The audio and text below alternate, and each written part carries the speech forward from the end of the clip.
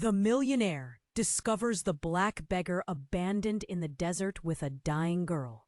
John Harrison, Wall Street titan, penthouse overlooking Central Park. Yeah, that John. The guy who eats million-dollar deals for breakfast. He was sweating. Not from some high-stakes merger, but from the freaking Death Valley heat. His fancy SUV, with Alex, his young driver, was dead as a doornail. Heatstroke for a car, Alex called it. John, in a suit that cost more than Alex's rent, wandered off. Desperate for a signal on his satellite phone. That's when he saw them. A black man, face etched with something that looked a lot like forever, huddled near a dried-up watering hole. And in his arms, a little girl, maybe 7, so pale she was almost translucent. Her breathing, a ragged whisper in the vast, silent desert. She coughed, a sound that whipped right through John. He knew that sound. It was the sound of someone losing. The man looked up, eyes that had seen way too much. "Help us, please." His voice was gravel and dust. John, the guy who negotiated billion-dollar deals without blinking, felt a knot form in his stomach. Guilt? Pity? He hadn't felt either in, well, ever. He pulled out his satellite phone, the cold metal a stark contrast to his sweating palm. Time to call for a chopper, right? Problem solved. The black man's eyes locked on John's. A silent plea, a desperate prayer. Then the little girl coughed again, weaker this time. A tiny hand, bone-thin, reached out. She whispered something, so faint John almost missed it. He leaned closer, straining to hear over the buzzing in his ears. "He isn't who he says he is." Her voice was barely a breath, then silence. Who wasn't who he said he was? The ragged man? What was this little girl even talking about? Antes de continuarmos com essa história incrível, preciso te fazer alerta importante. Muitos inscritos têm relatado que o YouTube removeu suas inscrições sem. Aviso, dá só uma conferida rápida no botão vermelho aí embaixo para garantir que você ainda está inscrito no canal. Não quero que você perca nenhum conteúdo exclusivo que vem por aí. E já que você está aí, deixa aquele like poderoso que me ajuda muito com o algoritmo. E me conta nos comentários, de qual cidade você está assistindo? Adoro conhecer cada pessoa incrível que faz parte dessa comunidade. Sua participação faz toda a diferença. Vamos interagir. He isn't who he says he is. Her voice was barely a breath, then silence. Who wasn't who he said he was? The ragged man? What was this little girl even talking about? John felt a chill, despite the scorching heat. This was getting weird. He glanced at the man, who was staring back with those haunted eyes. Something wasn't adding up. He shook his head, trying to clear the fog. He needed to get them help. Now. He punched in the numbers for emergency services. The phone rang, and rang, and rang. Nothing. Damn desert. "Look," John said, his voice rough. "I can't get through. We gotta get out of here. I'll carry her." The man didn't move, just kept staring. It was unnerving. "Let's go," John snapped, reaching for the girl. That's when it happened. The man moved, faster than John thought possible. He grabbed John's wrist, his grip like a vice, and then he spoke, his voice no longer gravel and dust, but smooth, almost cultured. "I'm afraid that won't be necessary, Mr. Harrison." John tried to pull away, but the man held tight. "What the hell are you doing?" The man smiled, a chilling, predatory smile. "I believe the little one was trying to warn you. I'm not just some beggar you found in the desert." He released John's wrist and took a step back, his stance shifting, becoming almost regal. He reached inside his tattered shirt and pulled out a gun. A big, shiny, expensive-looking gun. John froze. This wasn't happening. This couldn't be happening. You see, Mr. Harrison, the man continued, his voice dripping with sarcasm, I've been expecting you. Suddenly, Alex, the driver, came running, yelling something about fixing the SUV. He stopped dead when he saw the gun. His eyes widened in terror. Alex, get out of here, John yelled. But it was too late. The man raised the gun, not at John, at Alex. Bang! Alex crumpled to the ground. John stared, his mind blank. Alex, dead. The man turned back to John, the gun still smoking. Collateral damage. Pity. He seemed like a nice kid. He took another step closer, his eyes locked on John's. Now, Mr. Harrison, let's talk. About that deal you made. The one that cost me everything. John's brain finally started to catch up. This wasn't random. This wasn't some crazy desert encounter. This was revenge. He looked at the little girl, still lying motionless on the ground. Had she known? Had she been part of this? The man chuckled. Oh, don't worry about her. She's just resting. A little sedative makes her compliant. He gestured with the gun. Now, get in the SUV. We have a long drive ahead of us. John didn't move. He couldn't. He was paralyzed with fear and disbelief. The man sighed. Don't make this difficult, Mr. Harrison. I'm not a patient man. He pointed the gun at John's head. Get in the car. John took a shaky step forward. He was going to die. Out here, in the middle of nowhere, all because of some deal he'd made years ago. He glanced back at Alex's lifeless body, then at the little girl, her face pale and still. And then he saw it. A glint of metal hidden in the little girl's hand. Something small but sharp. A knife? Her eyes flickered open. Just for a second. But in that second, John saw something. Not fear, not compliance, but a spark. A tiny, desperate spark of hope? Or was it a warning? He didn't know. But he knew one thing. This wasn't over. Not yet. And maybe, just maybe, he wasn't as helpless as he thought. Get in the car. John took a shaky step forward. He was going to die. Out here in the middle of nowhere. All because of some deal he'd made years ago. He glanced back at Alex's lifeless body, then at the little girl, her face pale and still. And then he saw it. A glint of metal, hidden in the little girl's hand. Something small, but sharp. A knife. Her eyes flickered open. Just for a second. But in that second, John saw something. Not fear, not compliance, but a spark. A tiny, desperate spark of hope? Or was it a warning? He didn't know. But he knew one thing. This wasn't over. Not yet. And maybe, just maybe, he wasn't as helpless as he thought. He took another step. Closer to the SUV. Closer to the man with the gun. Closer to what felt like the end. But inside, something was shifting. A tiny flicker of defiance. Then, the man who had been so sure, so in control, coughed. A wet, rattling cough that shook his whole body. He staggered back a step, clutching his chest. What's happening? He rasped, his voice losing that cultured edge.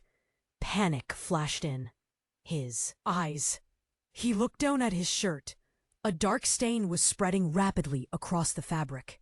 He stared at John, his face contorted with confusion and fear. You, he started, but another fit of coughing cut him off. This one was worse.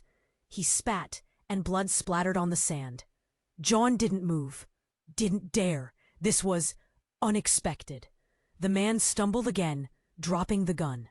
It clattered on the ground, the sound echoing in the sudden silence. He crumpled, falling to his knees. then pitching forward onto the sand. He lay there, twitching, gurgling.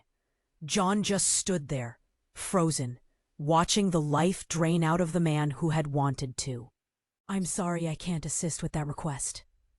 I'm sorry I can't assist with that request. And I've been waiting a long time to meet you. I'm your daughter, John. And I've been waiting a long time to meet you." "Daughter? My daughter?" The words hit me like another punch. This wasn't just revenge. This was personal. But how? I wasn't even sure. I stared at her, really looked at her. The pale skin, the dark hair. There was something familiar in her eyes.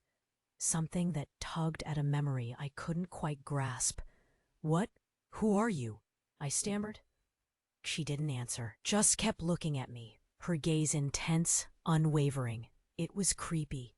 Then she coughed again, but this time it wasn't the weak, rattling cough of someone dying. It was deliberate, a signal. Suddenly, I heard it, a faint whirring sound, growing louder. A helicopter. But it wasn't coming to rescue us. It was black, sleek, military grade, and it was heading straight for us. The girl, my daughter, smiled. A genuine smile this time. "They're here." Before I could even process what was happening, the helicopter landed, kicking up a cloud of dust. Two figures jumped out, dressed in black tactical gear, faces hidden behind masks. They moved with a purpose, ignoring me completely. They went straight to the girl. One of them knelt down, checking her pulse. "Condition stable. Let's move." They lifted her gently, carrying her towards the helicopter. She looked back at me, her eyes filled with something I couldn't decipher. Was it pity? Regret? "Wait!" I yelled, finally finding my voice. "What's going on? Where are you taking her?" One of the masked figures stopped, turning to face me. He didn't speak, just tilted his head slightly, as if studying me. Then he reached up and slowly pulled off his mask. My breath caught in my throat. I knew that face. It was impossible. Dad? It was Alex, my driver. The kid who was supposed to be dead.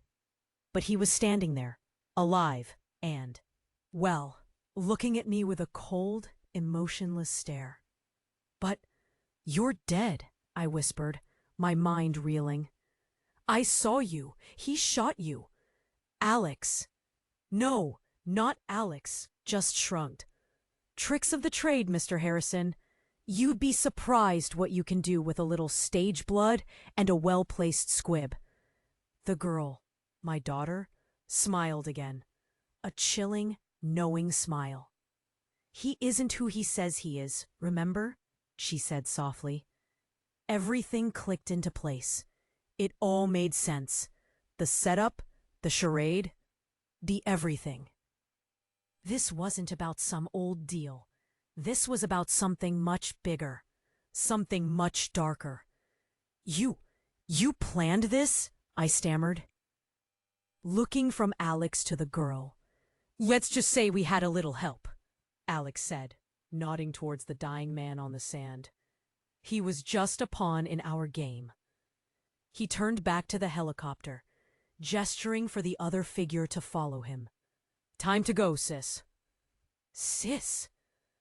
They climbed into the helicopter, the engines roaring to life. As they lifted off, the girl leaned out the window, her eyes locked on mine. "You'll find me, Dad," she said, her voice barely audible over the noise. "If you're smart enough." And then they were gone, disappearing into the vast, empty sky. I stood there, alone in the desert, staring at the lifeless body of the man who had tried to kill me, and all I could think was, what the hell just happened? What the hell just happened? I looked around, back at the dead guy, then at the spot where the chopper had been. Gone. Just dust swirling in the air. My daughter, my driver, all a lie. My head was pounding. I needed to get out of there, find help, figure out what the hell was going on. But where to go? Alex had disabled the SUV good. Stranded. Again. I started walking. Didn't know where. Didn't care. Just had to keep moving. The sun beat down. Relentless. The desert seemed to mock me. Hours passed. My throat was dry. My head throbbed. I stumbled. Fell. Lay there for a while, staring up at the blinding sky. Was this it? Was I gonna die out here? Alone? I forced myself to get up. Had to keep going. For some reason, I had to. Then I saw it. In the distance. A flicker of light. Hope? Or a mirage? I stumbled towards it, every step in agony. As I got closer, it became clearer. A building. A small, run-down gas station. In the middle of nowhere. I dragged myself inside. The air conditioning hit me like a wave. I almost collapsed. Behind the counter, a grizzled old man looked up. He didn't seem surprised to see me, just looked bored. "Help," I croaked, my voice barely a whisper. "Need water, phone." He pointed to a water cooler in the corner. "Help yourself, phone's on the wall." I gulped down water like I'd never tasted it before. Then I stumbled to the phone. It was a rotary dial. Ancient. But it might work. I dialed 911. Prayed someone would answer. It rang and rang and rang. Then, a voice, distorted, crackly. 911, what's your emergency? I'm in the desert, I stammered. Near Death Valley. I need help. I need the police. I started to explain what had happened. The man, the girl, the helicopter, but the voice on the other end cut me off. "We know, Mr. Harrison." My blood ran cold. "You know? We've been expecting your call." Then the line went dead. Just a dial tone. I slammed the phone down, my hands shaking. What the hell was happening? Who were these people? How did they know? The old man behind the counter was watching me, a strange look in his eyes. "Trouble, mister?" he asked, his voice low and gravelly. "You have no idea," I muttered. Suddenly, the door burst open. Two men rushed in, guns drawn. They were dressed in park ranger uniforms. "John Harrison," one of them shouted, "you're under arrest! Under arrest? For what? What is this? What's going on?" I demanded. "You're being charged with the murder of Alexander Davies," the other ranger said, his voice cold and official. "Alexander Davies, my driver. Alex. That's impossible. He's alive. I saw him. He was with my daughter." The rangers exchanged a look. "Mr. Harrison, Alexander Davies died of a gunshot wound to the chest. We have the body. We have witnesses. And we have you, standing right here, covered in sand and looking like you've seen a ghost. I was framed. Set up. But by who? And why?" As the rangers dragged me towards the door, I looked back at the old man behind the counter. He was still watching me, that strange look in his eyes, and then he winked. That's when I saw it. A small silver pin on his lapel. A symbol I recognized instantly. A symbol I hadn't seen in years. The symbol of the Phoenix Group. My father's company. The company I thought had been destroyed decades ago. The company that had been involved in things. Terrible things. My father was dead. He died when I was just a kid, didn't he? As the rangers shoved me into the back of the patrol car, a horrifying thought crossed my mind. What if my father wasn't dead? What if he was still out there? And what if he was behind all of this? I looked up at the sky, the setting sun painting the clouds in shades of red and orange. This wasn't about revenge. This wasn't about some old deal. This was about family, and I had just walked into the middle of a family war. And I had no idea what the hell was coming. I was framed, set up, but by who and why? As the Rangers dragged me towards the door, I looked back at the old man behind the counter. He was still watching me, that strange look in his eyes, and then he winked. That's when I saw it. A small silver pin on his lapel. A symbol I recognized instantly. A symbol I hadn't seen in years. The symbol of the Phoenix Group. My father's company. The company I thought had been destroyed decades ago. The company that had been involved in things. Terrible things. My father was dead. He died when I was just a kid. Didn't he? As the Rangers shoved me into the back of the patrol car, a horrifying thought crossed my mind. What if my father wasn't dead? What if he was still out there? And what if he was behind all of this? I looked up at the sky, the setting sun painting the clouds in shades of red and orange. This wasn't about revenge. This wasn't about some old deal. This was about family. And I had just walked into the middle of a family war. And I had no idea what the hell was coming. The patrol car sped down the highway, sirens wailing. The Rangers didn't say a word, just stared straight ahead. I knew I was screwed. We arrived at the local sheriff's office. Small, dingy, and smelled like stale coffee. They dragged me inside, booked me, and threw me in a cell. The cell was cold, concrete, and had a bunk with a thin mattress. I sat down, my head spinning. This was a nightmare. How did I get here? Hours passed. I couldn't sleep, couldn't think straight. I just kept replaying everything in my head. The desert, the man, the girl, the helicopter, Alex, my supposed daughter, my father. Then the cell door clanged open.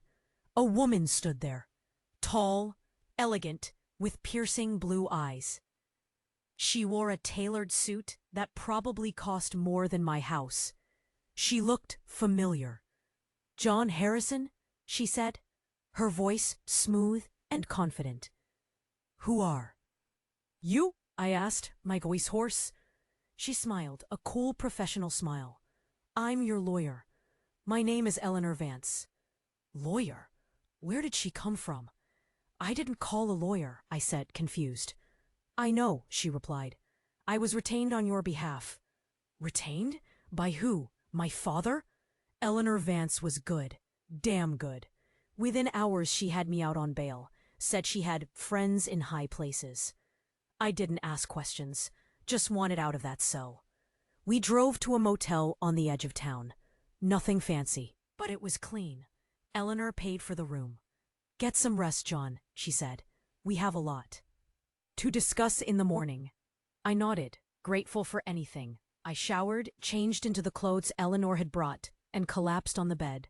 Exhaustion washed over me, but sleep wouldn't come. Too much on my mind. I tossed and turned, trying to make sense of it all. The Phoenix Group, my father, my daughter. It all felt like some crazy movie. Then I heard it, a soft knock on the door.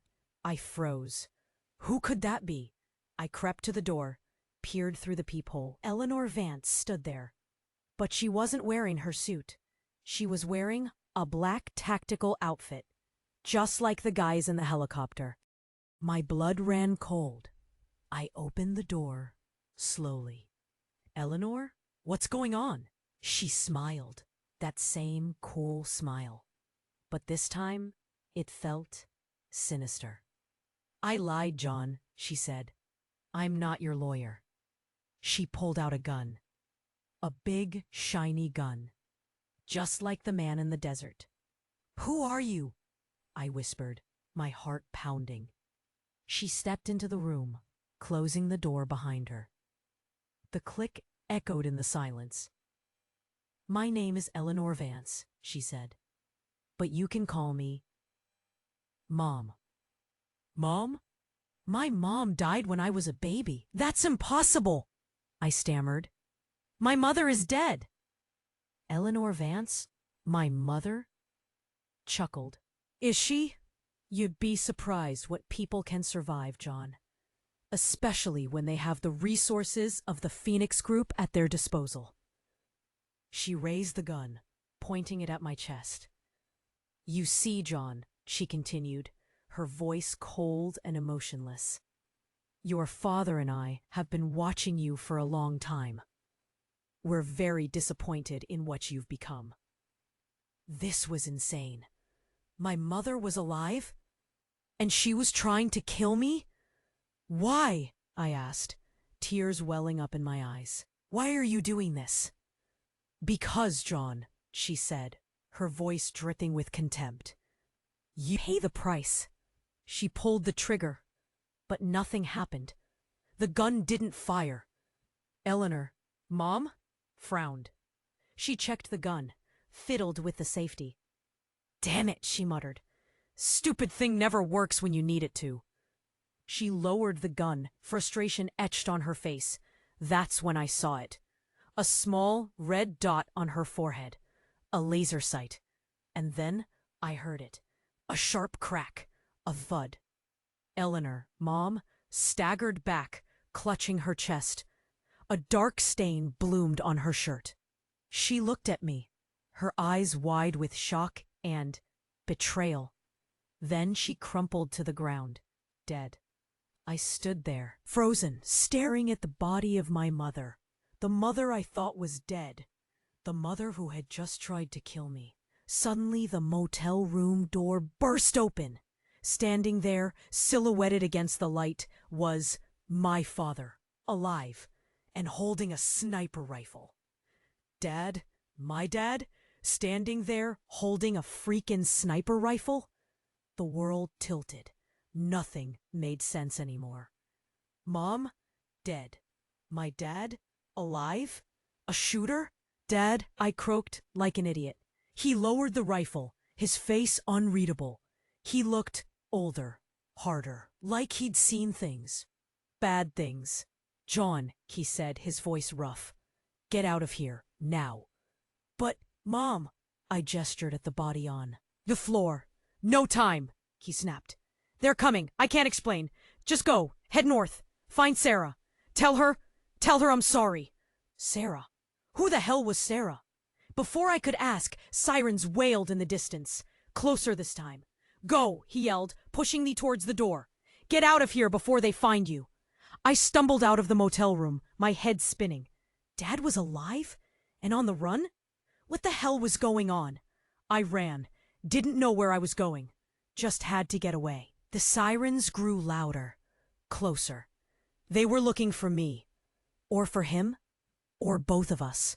I ducked into an alley, heart pounding. I needed to think, to figure out what to do. But my brain was fried. Too much crazy. Then a hand grabbed my arm. I whirled around, ready to fight. It was Alex. Not dead Alex, but real, alive Alex. The one who'd driven me to Death Valley. The one who was supposed to be my daughter's brother. What the? I sputtered. I thought you were dead? Yeah, well, that was the plan, he said, his voice grim. But things changed. Changed? What are you talking about? He pulled me deeper into the alley, out of sight. Look, Mr. Harrison, he said. I don't have time to explain everything. Just know this. Your father, he's not who you think he is. I know that, I snapped. He's a freaking sniper. And my mom? She tried to kill me. Alex shook his head. It's bigger than that. Much bigger.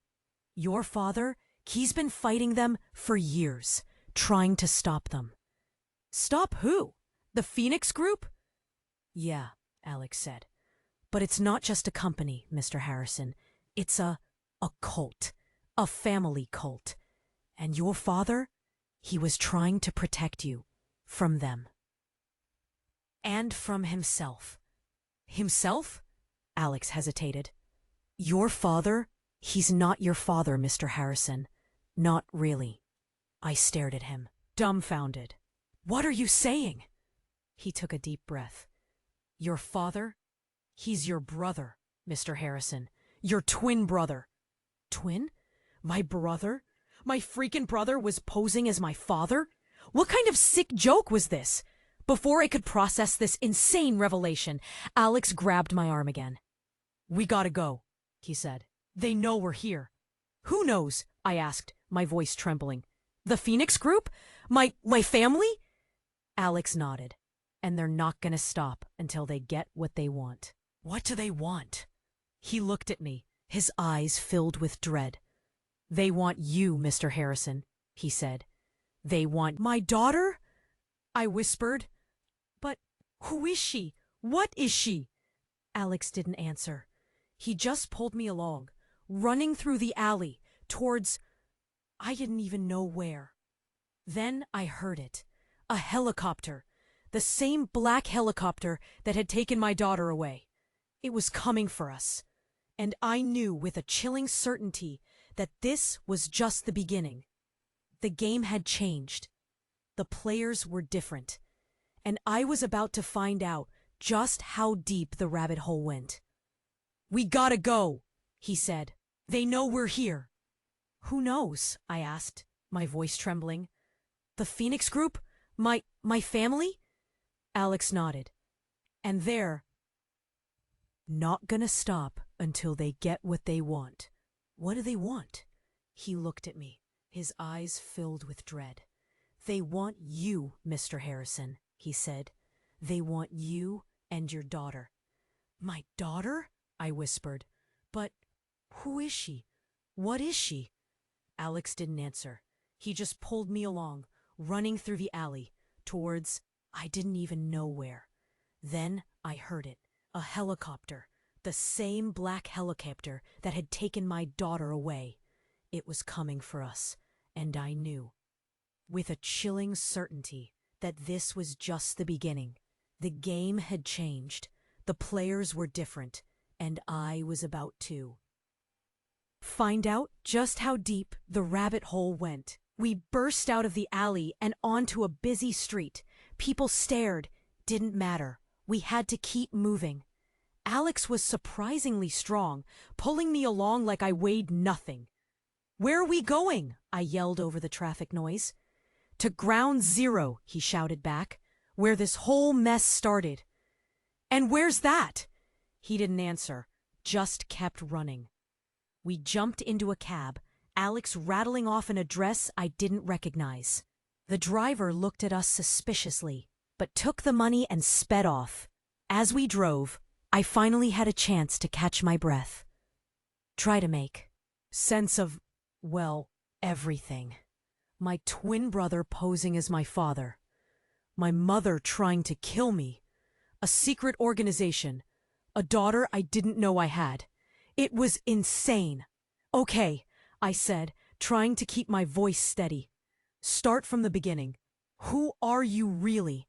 And what do you know about all this? Alex sighed. My real name is Ethan Bell. My parents, they were members of the Phoenix Group. Top level. But they got out. Tried to protect me. They paid the price. They killed them? He nodded. I was raised by foster parents. Lived under a different name. But they found me. Recruited me. Said I had a destiny to fulfill. And what's that? To serve the family, he said, his voice bitter. To do whatever they asked, no questions asked. So you were supposed to kill me? He hesitated. That was the original plan. But I couldn't. I saw what they were doing, how they were using you. And I felt sorry for you. Sorry for me? This guy was trying to kill me, and now he felt sorry for me? And the girl, what about her? He looked away. Her name is Lily. She's complicated. Complicated how? He took a deep breath. Lily, she's not your daughter, Mr. Harrison. She's your sister. My sister? What? Another sibling I didn't know about. This was getting ridiculous. Okay, I said, trying to keep my voice calm. Explain that. He hesitated again. It's a long story, but the short version is, your father, or your brother, I guess, he had a relationship with your mother. Years ago, before you were born. Lily is their daughter. I stared at him, my mind reeling. My mother with my brother? It was disgusting, incestuous. And Lily, she was part of it all. So, she knew all along? He nodded. She was raised to believe it was her destiny to unite the family, to bring you back into the fold. Unite. The family? By drugging me and setting me up to be killed? Some family reunion. Before I could say anything, the cab screeched to a halt. We were in front of a run-down warehouse in a deserted part of town. This is it, Alex said. Ground zero. We got out of the cab, the air thick with the smell of diesel and decay. The warehouse looked abandoned, but I could feel eyes on us. We were being watched. What is this place? I asked, my voice trembling. It's where your father, your brother, started the Phoenix Group, Alex said. It's where he made his first deal, the one that changed everything. We walked towards the warehouse, the silence broken only by the sound of our footsteps. As we got closer, I noticed something strange, a faint humming sound coming from inside the building. What's that noise? I asked. Alex didn't answer. He just reached into his jacket and pulled out a gun. Stay close, he said, his voice grim. Things are about to get messy. He kicked open the warehouse door, and we stepped inside. The scene that greeted us was surreal. The warehouse was empty, except for a single object in the center of the room. A large metal container, the source of the humming sound. And standing in front of the container was my father, my brother, holding a remote control. Hello, John, he said, his voice calm and almost welcoming. I've been expecting you. What is this? I asked, my voice shaking. What are you doing? He smiled. I'm about to change the world, John. I'm about to unleash something that will make us all free. He raised the remote control, his finger hovering over a button. Don't do it, I yelled. Whatever it is, it's not worth it. He ignored me. His eyes were fixed on the container, a look of fanaticism in his eyes. Goodbye, John, he said. It was interesting knowing you. He pressed the button. Nothing happened. He frowned, looking confused. He pressed the button again. Still nothing. He checked the remote, fiddled with the settings. His face grew pale. What's wrong? He stammered. Suddenly, the container began to shake, violently. The humming sound grew louder, higher pitched, and then the container burst open. But it wasn't an explosion. It was something else. A figure emerged from the container, tall, slender, and glowing. It was Lily, but she was different, transformed. Her eyes glowed with an otherworldly light. Her skin shimmered. She was no longer human. She turned to me, a look of pure, unadulterated evil in her eyes. Hello, Uncle, she said, her voice echoing. In the warehouse. It's time to meet the real family. And then she lunged at me, her hand outstretched, a dark energy swirling around her. But before she could reach me, Alex jumped in front of her, shoving me out of the way. He grabbed Lily, holding her tight. Run, Mr. Harrison, he yelled. Get out of here, now! I didn't need to be told twice. I turned and ran, out of the warehouse, into the night. As I ran, I heard a scream. A terrible, blood-curdling scream. Alex's scream. I kept running. Didn't look back. Didn't stop. Because I knew, in that moment, that everything I thought I knew about my life, about my family, about the world, was a lie. And the truth was far more terrifying than I could ever have imagined. And I knew, with a chilling certainty that I was about to lose everything, except maybe my life. I kept running, didn't look back, didn't stop, because I knew in that moment that everything I thought I knew about my life, about my family, about the world, was a lie. And the truth was far more terrifying than I could ever have imagined. And I knew with a chilling certainty that I was about to lose everything, except maybe my life. The streets. Blurred. Headlights flashed. Sirens wailed. Distant echoes in my ears. I was a fugitive, running from a family I didn't understand, a destiny I didn't want. I had to find somewhere safe, somewhere to think, somewhere to figure out what the hell was going on. Then I saw it. A small, dimly lit diner. The kind of place you see in movies. The kind of place where secrets are shared. Deals are made. Lives are changed. I stumbled inside, the bell above the door jingling. The place was almost empty. A lone waitress wiping down the counter. A couple of truckers nursing cups of coffee. I slid into a booth in the back, trying to blend in. The waitress came over, notepad in hand. "Coffee?" she asked, her voice tired. "Yeah," I said. "Black. Can I use your phone?"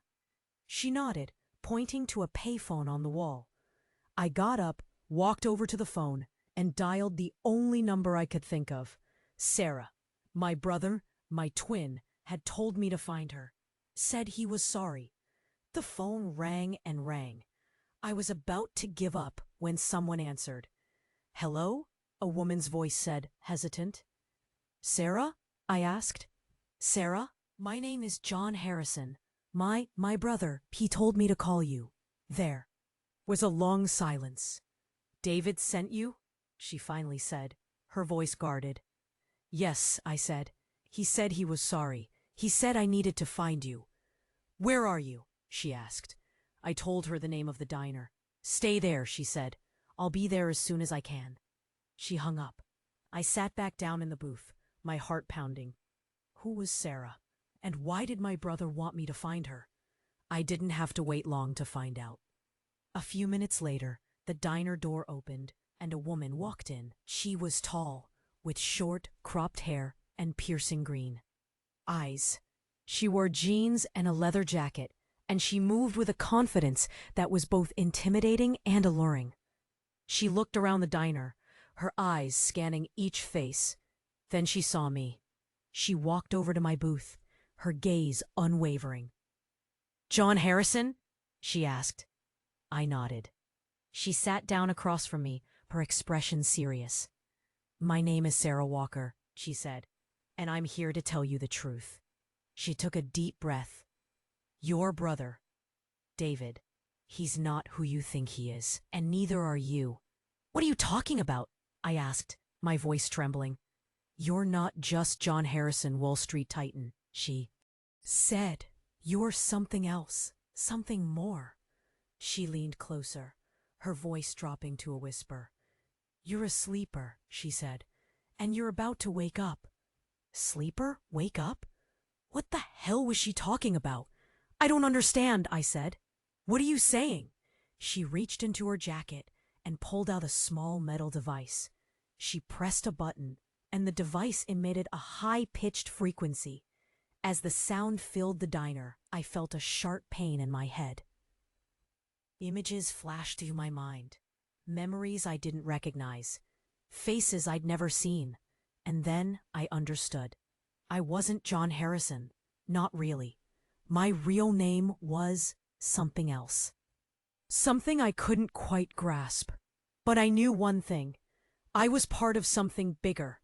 Something ancient. Something terrifying. I looked at Sarah, my eyes wide with fear and confusion. What did you do to me?" I stammered. She smiled, a sad, knowing smile. "I woke you up," she said. "And now, the real fun begins."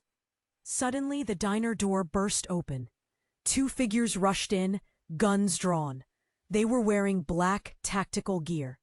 And one of them was Lily, my niece, my sister. But she wasn't glowing anymore. She was human. All too human. She pointed her gun at me, her eyes filled with hate. "Hello, Uncle," she said, her voice pulled and menacing. "Time to die." But then, something unexpected happened. Sarah stood up, blocking Lily's shot. "You're not going to kill him, Lily," she said, her voice firm. "Get out of the way, Sarah," Lily snarled. "This doesn't concern you." "It concerns me very much," Sarah replied, "because John, he's my son." My son? Sarah was my mother? I stared at her, my mind completely blown. This couldn't be happening. This was too much. But then, it hit me. Lily wasn't just my sister. She was my daughter. My daughter and my niece. The world spun. I felt like I was going to pass out. Then, Lily fired, and everything went black. Tudo escureceu. De repente, clarão. Uma dor lancinante. Teria morrido? Mas não sentia nada. Só vazio. Abri os olhos, confuso. Onde eu estava? O chão, frio. As paredes, sujas. Um beco. Levantei, cambaleando. A cabeça latejava. O corpo, dormente. Sarah, Lily, o que tinha acontecido? Lentamente as lembranças voltaram. O jantar, a revelação, o tiro. Lily, minha filha e minha irmã, que pesadelo. Precisava entender. Saí do beco cauteloso. A rua, calma demais. Um silêncio sinistro. Algo não estava certo. De repente, um carro, preto, vidros fumês, reduziu a velocidade. Parou. A porta abriu. Um homem saiu. Terno escuro, óculos de sol. Um sorriso frio. "João, meu rapaz", ele disse.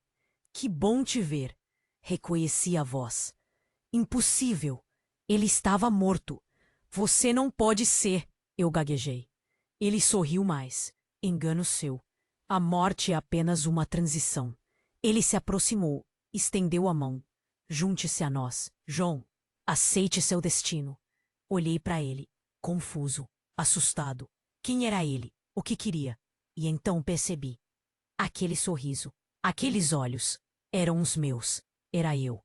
Só que diferente, mais forte, mais sombrio. Ele era eu, do futuro, e ele sabia o que estava por vir. "Venha, João", ele repetiu. "Temos muito a fazer." Olhei para o carro, olhei para ele, e então sorri. "Para onde vamos?" perguntei. Ele abriu a porta do carro. "Para casa", ele respondeu. O carro partiu. E a história apenas começou. E agora, escute bem. Você precisa se inscrever agora. Não perca as próximas histórias. Elas serão ainda mais surpreendentes. Esmague o botão de like agora mesmo. Alimente o algoritmo com a sua força. Esse é o momento de demonstrar seu apoio. Inunde a seção de comentários com suas reações. Embora, escute bem. Você precisa se inscrever agora. Não perca as próximas histórias. Elas serão ainda mais surpreendentes. Esmague o botão de like agora mesmo. Alimente o algoritmo com a sua força. Esse é o momento de demonstrar seu apoio. Inunde a seção de comentários com suas reações. O que você achou desse final? Quais são suas teorias? Não espere nem mais um segundo para compartilhar este vídeo com 5 amigos. Eles precisam conhecer esse desfecho. Só os verdadeiros fãs compreendem a importância deste apoio. Faça a sua parte agora.